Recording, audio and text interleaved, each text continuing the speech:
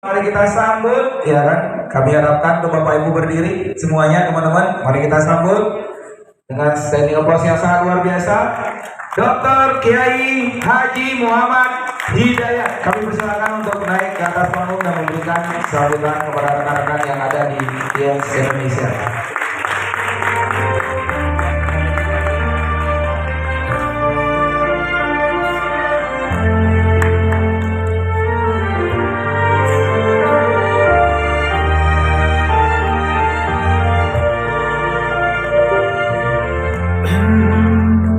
يا من صليت بكل الأنبياء يا من في قلبك رحمة للناس يا من ألفت قلوبا بالإسلام. Saya dorong ke depan sedikit supaya layarnya kelihatan. Assalamualaikum warahmatullahi wabarakatuh. Semoga siang ini kita semua tengah mendapatkan curahan rahmat dan kasih sayang dari Allah, dari Tuhan yang Maha Kuasa. Dan semoga perjumpaan kita di tempat ini pertama akan semakin membangun soliditas jaringan kita. Yang kedua, semoga kita mendapatkan hal-hal yang kita perlukan untuk mengembalikan semangat, ya, kemudian konsolidasi, dan tentunya nanti kita harapkan prestasi kita dalam sales serta network semakin luas. Amin ya rabbal alamin. Tapi kalau dibilang amin bukan berarti sesi ini selesai. Dan sekarang ini hati-hati kalau kita bilang amin. Sebab nanti ada capres lain yang tersinggung. Oke. Baik teman-teman sekalian, para leaders yang saya cintai, kalau kita berbicara tentang manajemen, maka salah satu unsur yang penting manajemen itu adalah waktu. Karena memanage berbagai hal, kalau sekiranya kita tidak memanfaatkan waktu, maka menjadi sia-sia. Saya ada slide sedikit yang mudah-mudahan bisa diperlihatkan. Saya persilakan, mungkin sudah tampil belum?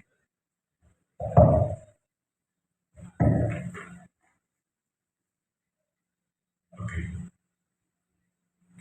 Saya kasih tema buat teman-teman, para leaders, sahabat-sahabat saya, senior-senior kita adalah bisnis yang beretika.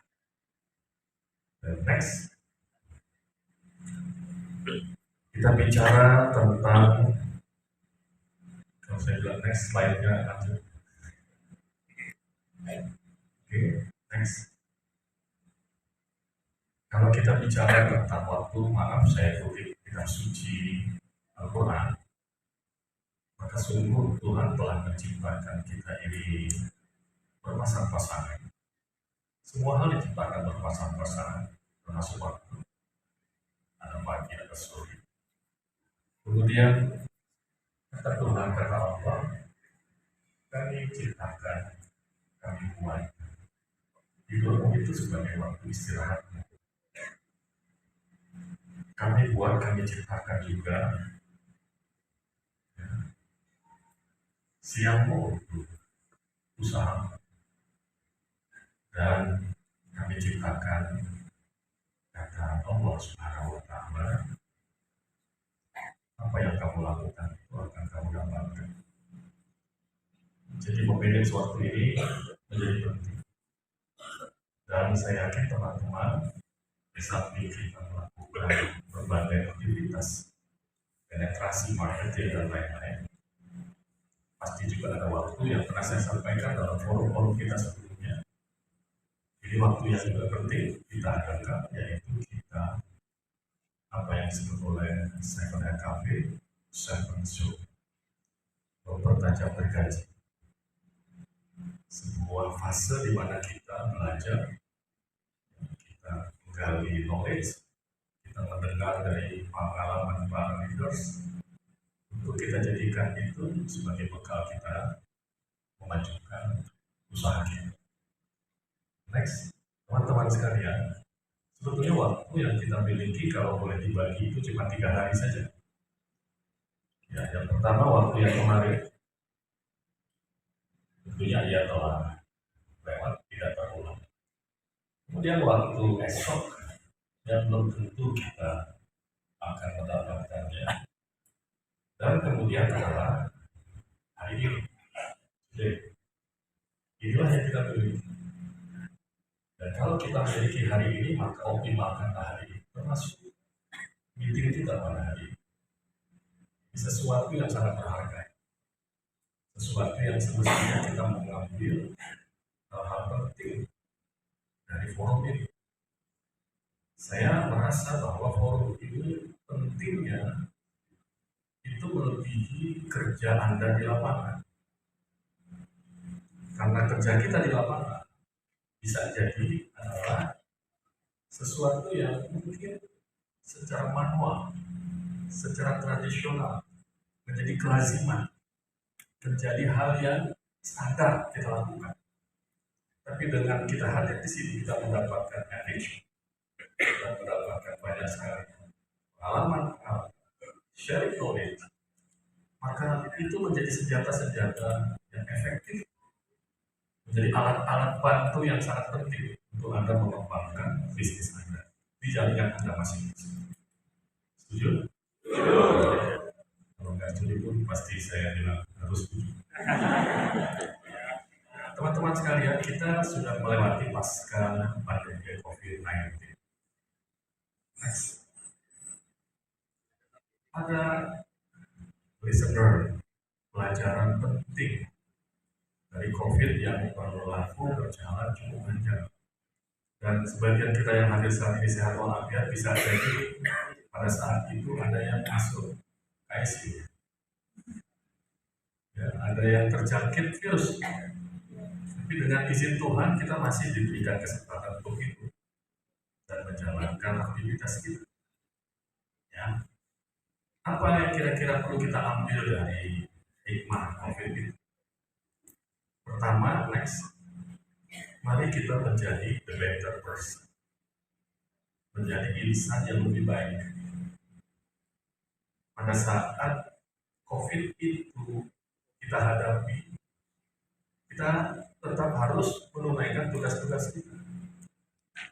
Kita tetap harus mencari nafkah, kita tetap harus berbisnis, kita tetap harus mengurus rumah tangga. Maka ketika sudah normal sepatutnya kita menjadi manusia yang lebih baik.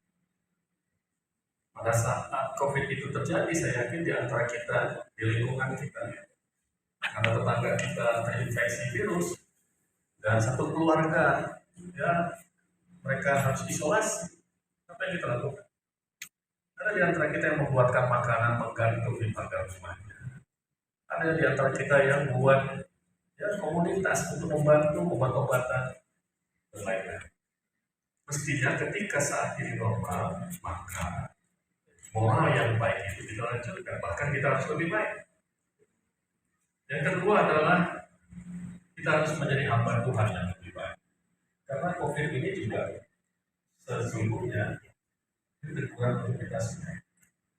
Mungkin banyak hal-hal dalam kehidupan kita di muka bumi ini atau secara pribadi yang tidak tepat kita lakukan.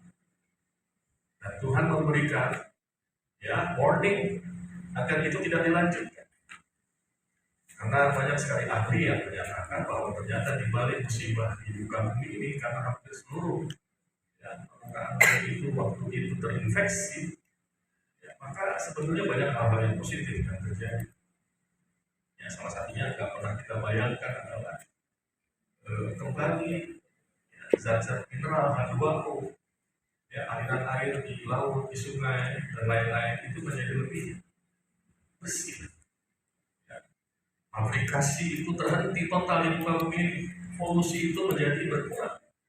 Karena interaksi manusia menjadi stabil. Ini cara Tuhan ini merawat bumi. Tapi bukan itu yang ingin saya sampaikan. Mari kita menjadi hamba Tuhan yang lebih baik. Saat Anda terinfeksi, ada putra kita yang terinfeksi, putri kita terinfeksi, kan kita tetap harus melaksanakan ibadah kepada Tuhan. Ketika Anda flu, Anda demam, Anda batuk, ya, kan takut itu kalau periksa dokter pada masa COVID kan, batuk sedikit sudah kita rasanya wah saya kena ini. Tapi kan bagi yang Kristiani tetap harus beribadah, bagi yang Muslim tetap harus sholat.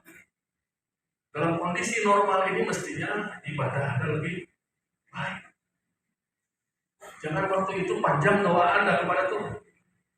Tapi Tuhan sudah kasih Anda sehat, sudah kasih normal. Allah sudah memberikan Anda kesempatan hidup berikutnya. Kok malah tidak seperti yang diharapkan. Tapi kalau di sini saya lihat ini kan ahli ibadah semua ya. Ini sholatnya bukan 5 waktu, 17 waktu sholat. Yang ketiga, teman-teman sekalian, kita punya putra putri kan yang kita cintai, betul? Apa perasaan Anda waktu itu ketika putri yang Anda cintai terinfeksi? Anak yang Anda sayangi kena COVID. Bahkan kadang-kadang harus dirawat di rumah sakit. Kita hanya bisa melihat dari jendela kaca. Dia di ruangan, di ICU. Apa perasaan Anda pada saat itu? Anda rasanya akan kehilangan semua yang Anda miliki. Rasanya kita merasa kalau seandainya putri saya ini dipanggil Tuhan, maka semua aset yang saya miliki tidak berarti apa-apa. Betul ya? Dan sebaliknya, pada saat itu hampir 2 tahun, apa yang terjadi pada masa COVID itu? Itulah saat di mana kita begitu dekat dengan aset-aset Tuhan mahal ini, anak-anak kita. Ya, kita ikut PR yang mereka harus kerjakan. Bagi mungkin putra-putri kita yang hafalan Qurannya, kita juga ikut murojaah. 2 tahun itu kita betul-betul menjadi ayah yang baik, menjadi bunda yang baik. Tapi setelah itu, coba kita lihat lagi, apakah perhatian kita kepada putra-putri kita itu sama dengan pada saat COVID? Mestinya kita lagi di saat ini ya menjadi the better parents, orang tua yang lebih baik. Yang ketiga, saya yakin jaringan tetap Anda jaga walaupun COVID 2 tahun. Anda berusaha untuk leader-leader yang kita memberikan binaan, memberikan motivasi, walaupun dibatasi oleh interaksi. Dan pada saat ini mestinya apa yang Anda lakukan di masa COVID itu, Anda lakukan lebih hebat lagi. Karena Anda lebih leluasa. Anda tidak terisolasi. Ya, tidak harus ada batasan jarak di antara kita. Maka saya ingin mengajak teman-teman, pada saat ini mari kita menjadi the better friend. Teman yang lebih baik lagi buat sahabat-sahabat kita, khususnya di jaringan kita. Dan yang terakhir, teman-teman kita ini orang-orang tua, senior-senior, leader-leader kita ini, imam-imam kita ini, ya, di saat itu pasti tetap men-touch Anda, tetap memberikan motivasi. Ya, begitu pun Anda dengan jaringan Anda masing-masing, Anda lakukan itu, leading itu Anda lakukan dengan sangat tulus. Maka pada saat normal ini mestinya kita menjadi leader yang lebih baik. Jadi jadilah insan yang lebih baik, jadilah hamba Tuhan yang lebih baik, jadilah orang tua yang lebih baik, jadilah sahabat yang lebih baik, dan jadilah leader yang lebih baik.